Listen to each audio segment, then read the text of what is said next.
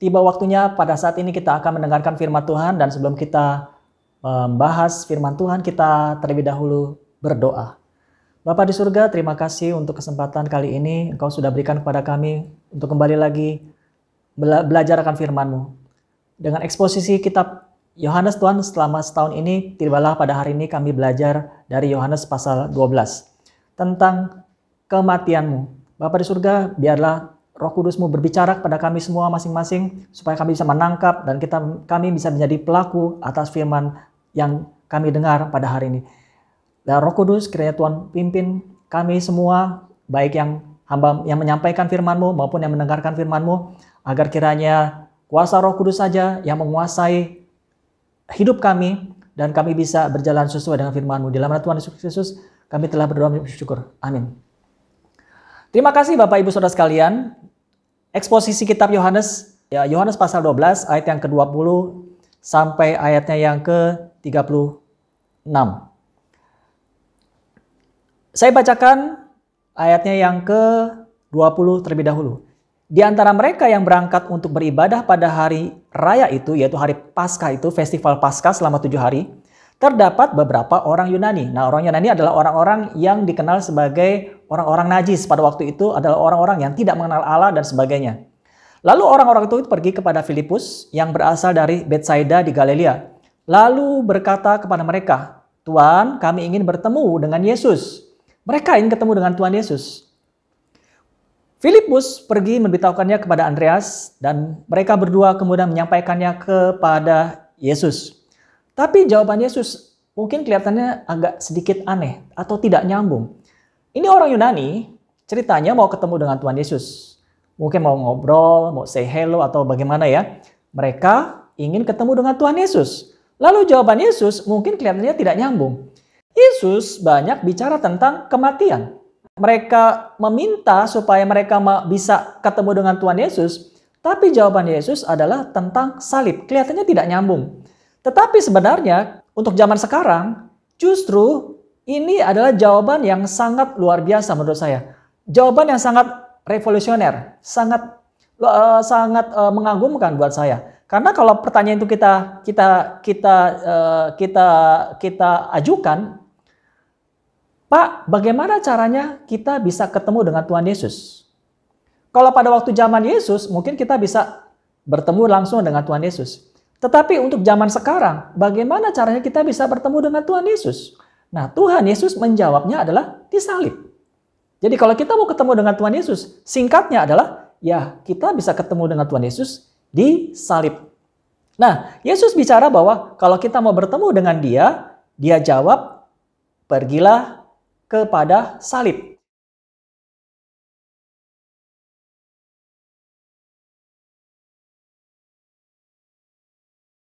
Kenapa kita harus menghadap salib? Barangkali beberapa dari saudara akan menjawab, oh, salib bagi saya adalah tempat di mana Yesus menebus dosa-dosa saya. Betul. Kalau Anda berkata, oh, salib itu adalah tempat rekonsiliasi Allah dengan manusia. Jawabannya itu tidak salah. Kalau Anda berkata, arti salib itu adalah bukti kasih Allah akan dunia ini, sehingga dikaruniakannya anaknya yang tunggal untuk mati di kayu salib, untuk menebus dosa-dosa kita dan kita mendapatkan kehidupan yang kekal. Itu juga tidak salah. Nah, apa arti salib bagi Anda? Barangkali saudara punya pendapat sendiri di luar dari apa yang tadi sudah saya katakan. Dari Kejadian pasal 3 tentang adanya yang berdosa. Dan akibat berdosa, si Adam yang berdosa ini, maka timbullah 6 kutuk. Dan 6 kutuk ini secara singkat saya bisa sebutkan. Satu adalah kutuk hina.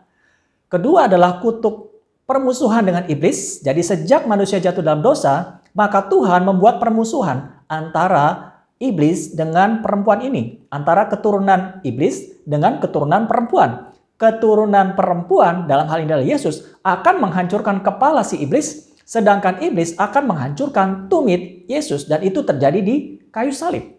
Kemudian yang ketiga adalah kutuk susah payah. Nah, sejak manusia jatuh dalam dosa, salah satu akibatnya adalah kita harus bekerja cari uang, cari makanan, dan sebagainya. Itu namanya kutuk susah payah. Dan dikatakan bahwa seumur hidup kita harus memacul, mengolah tanah sedemikian rupa. Dan hasilnya adalah rumput duri dan semak duri. Itu namanya kutuk susah payah. Nah, yang keempat adalah kutuk sakit penyakit. Sejak manusia jatuh dalam dosa, maka mulailah manusia mengenal yang namanya sakit, kesakitan, dan penyakit. Lalu yang kelima adalah kutuk penjara. Sejak manusia jatuh dalam dosa dan diusir dari Taman Eden, maka Tuhan menyiapkan para pasukan malaikat yang memiliki pedang untuk menjaga Taman Eden itu supaya manusia tidak bisa masuk. Itu seperti kayak di penjara, bukan?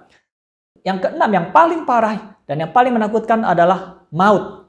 Upah dosa adalah maut. Jadi ada 6 kutuk yang terjadi akibat dosa Adam, dosa manusia.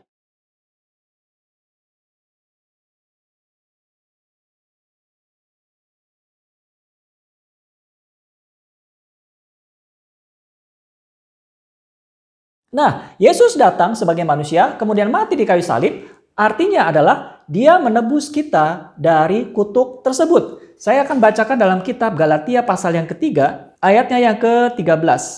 Kristus telah menebus kita dari kutuk hukum Taurat dengan jalan menjadi kutuk. Karena kita, sebab ada tertulis, terkutuklah orang yang digantung pada kayu salib. Jadi Yesus harus datang sebagai manusia, punya daging dan punya darah.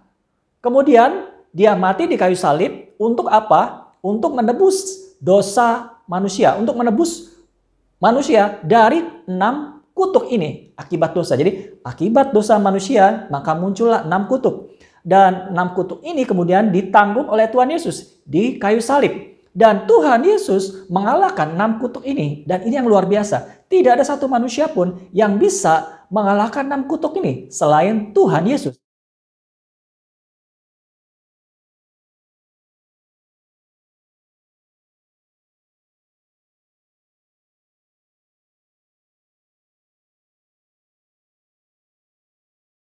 Itulah arti salib.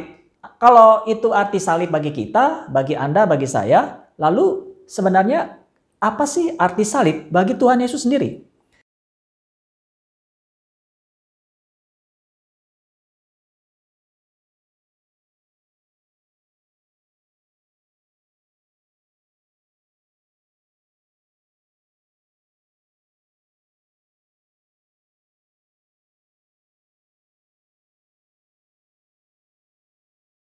Jadi arti salib bagi Tuhan Yesus itu ada secara singkat, saya bisa katakan ada 5. Nah, saya singkat menjadi cross. C-R-O-S-S. Inilah 5 arti salib bagi Tuhan Yesus sendiri.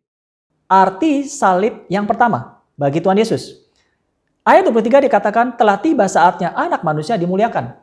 Salib bagi Tuhan Yesus yang pertama, crowned, dimuliakan, dimahkotai. Walaupun Yesus mati di kayu salib dalam keadaan hina, tetapi sesungguhnya bagi Tuhan Yesus itu adalah suatu kemuliaan. Itu adalah suatu mahkota. Dia mendapatkan mahkota. Secara fisik, ya dia mendapatkan punya mahkota, yaitu dimahkotai duri. Dan mahkota duri ini bicara tentang rumput duri atau semak duri yang sama dengan kutuk susah payah. Yesus memang secara fisik dimahkotai duri, tetapi sesungguhnya bagi Tuhan Yesus sendiri itu adalah lambang kemuliaan, crowned, dimuliakan.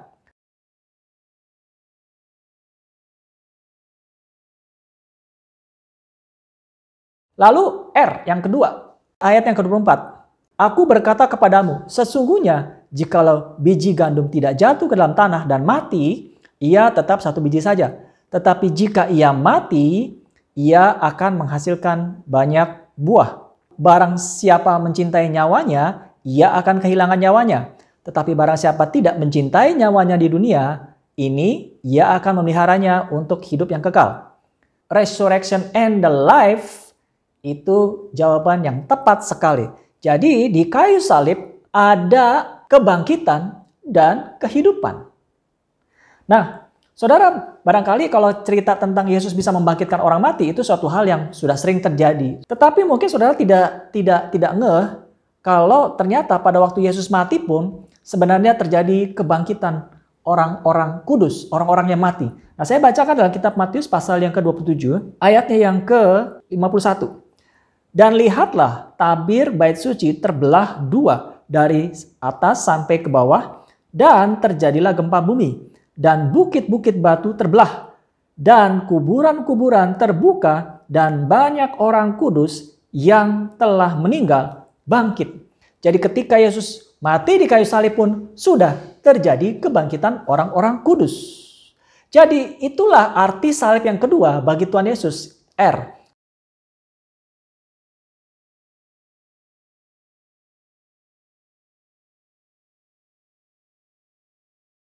Nah, sekarang kita teruskan arti salib bagi Tuhan Yesus. Yang ketiga diawali dengan huruf O, ayatnya yang ke-26 ini. Barang siapa melayani aku, ia harus mengikut aku. Dan di mana aku berada, di situ pun pelayanku akan berada. Barang siapa melayani aku, ia akan dihormati Bapa. Sekarang jiwaku terharu, dan apakah yang akan kukatakan? Bapa, selamatkanlah aku dari saat ini? Tidak, sebab untuk itulah aku datang ke dalam saat ini. Kalau saudara menjawab obedience, itu benar. Ketaatan. Arti salib yang ketiga bagi Tuhan Yesus adalah obedience. Dan dia sangat taat. Oleh karena itulah Bapa memuliakan Yesus sedemikian rupa dan mengangkatnya menjadi raja di atas segala raja, Allah di atas segala Allah. Obedience, faktor yang paling penting.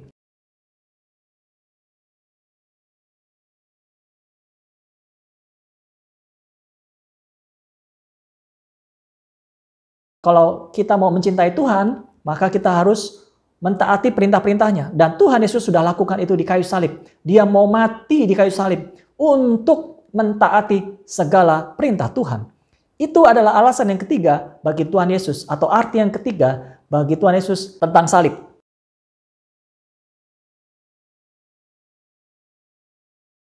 Nah, kita teruskan yang keempat. S, yang merepresentasikan ayat yang ke-31. Sekarang berlangsung penghakiman atas dunia ini. Sekarang juga penguasa dunia ini, siapa? Penguasa dunia ini akan dilemparkan keluar. Satan's cast out. Setan diusir keluar. Setan dikalahkan di kayu salib. Jadi ketika Tuhan Yesus di kayu salib, dia sudah mengalahkan iblis. Saudara masih ingat tadi ada 6 kutuk akibat dosa manusia, dan salah satu kutuk itu adalah kutuk permusuhan antara manusia dan iblis. Iblis sampai selama-lamanya adalah musuh manusia. Jadi kita tidak boleh minta tolong sama iblis. Kenapa? Karena dia musuh kita.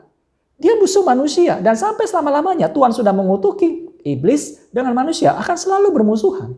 Pribadi yang bisa mengalahkan iblis adalah Tuhan Yesus sendiri. Itulah arti salib yang keempat bagi Tuhan Yesus. Satan's cast out. Setan diusir, setan dikalahkan. Bahkan dikatakan kepala iblis itu hancur. Tetapi iblis hanya bisa menghancurkan tumitnya Yesus. Kalau keadaan Yesus di kayu salib itu begitu hancur, lebur, sebenarnya menurut firman Tuhan dalam Kejadian pasal 3, itu hanyalah tumit Yesus yang rusak. Tetapi bisa dibayangkan kalau keadaan tumit Yesus di kayu salib itu seperti itu, saya bisa bayangkan kepala iblis dihancurkan oleh Tuhan Yesus sudah kayak apa itu.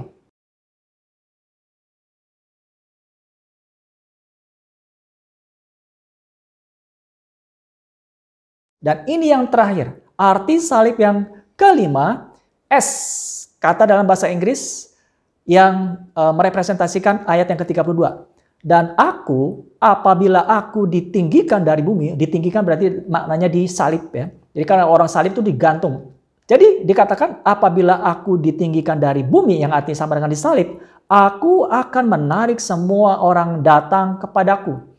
Dalam bahasa Inggris sosialit, atau dalam bahasa Indonesianya adalah sosialita. Mungkin Anda ketawa, loh kok arti salib yang terakhir adalah sosialita? Ini ngaco nggak? Enggak, saudara. Apa sih arti sosialita? Sosialita itu artinya adalah tindakan dari orang-orang yang berkasta tinggi, bisa dia seorang prince atau princess, seorang pengusaha hebat, orang terkenal, artis dan segala macam. Pokoknya orang-orang dari kasta yang tinggi, dari orang-orang yang hebat, Dan kegiatan sosialnya itu selalu menjadi perhatian banyak orang. Dulu tahun 80-an ada namanya Princess Diana. Dan setiap kali dia berkegiatan sosial, entah pergi kemana, entah melakukan apa, itu selalu menarik perhatian orang untuk mengikuti kegiatan si Putri Diana. Nah, demikian juga dengan Yesus. Dia dari kasta yang tertinggi. Dia banyak berbuat mukjizat dan sebagainya, termasuk kegiatan-kegiatan sosial yang menarik perhatian banyak orang. Banyak orang datang dan tertarik untuk kepada Kristus dan mendengarkan ajaran-ajarannya. Nah, saudara, Yesus berkata, jikalau ia ditinggikan kelak, aku akan menarik semua orang datang kepadaku. Bukankah dia akan seperti sosialita? Ketika Yesus disalibkan, maka akan banyak orang datang kepada dia. Nah, inilah jawaban atas pertanyaan dari orang-orang Yunani yang ingin bertemu dengan Tuhan Yesus. Dan Yesus menjawabnya, disaliblah engkau bisa bertemu dengan aku.